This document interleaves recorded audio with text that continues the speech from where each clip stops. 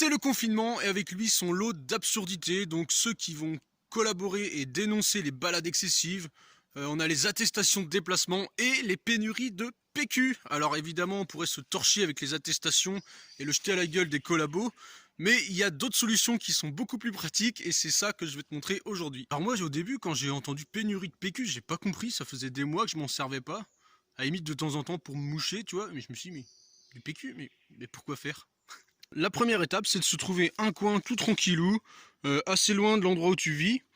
Et alors l'idée, la première technique, c'est de faire avec ce que tu trouves sur place. Donc si tu as du PQ, bah, tu peux le prendre, mais là comme on voit qu'il y a pénurie, bah, tu vas ramasser des feuilles. Là c'est des feuilles de châtaignier. Alors l'idéal c'est d'éviter tout ce qui est piquant, donc tout ce qui est feuilles de houx, tu oublies. c'est juste pas possible. Tout ce qui est feuilles de ronce, c'est mort aussi. Et tu vas voir certaines plantes qui sont très bien, je crois que ça s'appelle les feuilles de chou et le chou blanc. Et alors ça il y a des petits poils dessus, c'est vraiment hyper agréable. Mais sinon bah, tu fais avec ce que tu trouves. Et l'idée bah, c'est au fur et à mesure de trouver de mieux en mieux, ça suffit largement. Quand c'est humide, c'est encore mieux. Et qu'est-ce que je voulais dire? Il y a un autre truc. Ouais, il y en a qui font avec de la mousse. Moi je suis pas trop fan. Mais tu prends la mousse sur des rochers, sur des arbres, tu vois, genre là, il y en a. Et du coup, bon, bah, en général, tu vois, t'as plein de...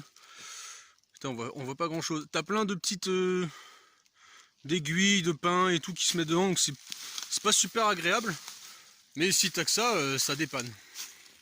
Alors, une fois que t'es calé, et surtout s'il y a des chiens, même en général, c'est carrément mieux de le faire, tu creuses un trou comme ça, tu vois. Donc tu creuses à peu près je sais pas, une dizaine de centimètres en général. Alors si tu es en pleine nature c'est facile, mais je te montrerai une autre technique que tu peux faire chez toi, même si tu es en appart. Donc tu creuses un trou, puis bah t'as plus qu'à te baisser et puis à faire caca quoi. Une fois que tu as fini ton affaire, et ben tu vois, tu rebouches avec la terre quoi, et tu vas venir mettre un bâton dedans, comme ça. Ça permet en fait aux autres de savoir que bah faut pas marcher là quoi. Et en fait bon bah au bout de quelques semaines il n'y a plus aucune trace du truc et sûrement que le bâton il tombe, tu vois. Et alors l'idée aussi c'est pareil, c'est de faire ça à différents endroits. Bah ouais, parce que si tu fais ça tout le temps au même endroit, et ben c'est la galère. Mais je peux te dire que même à une vingtaine de personnes, pendant le dernier confinement, bah on était tous sur le même camp, on était une vingtaine. Et ben en fait tu tombes jamais sur la merde des autres quoi, genre il y a assez grand dans la forêt. Donc tu peux aller partout comme tu veux. Et donc l'idée bah, c'est toujours de s'écarter et ça offre aussi une super grande liberté parce que t'es là, t'es dans ta vie, dans la forêt et tout.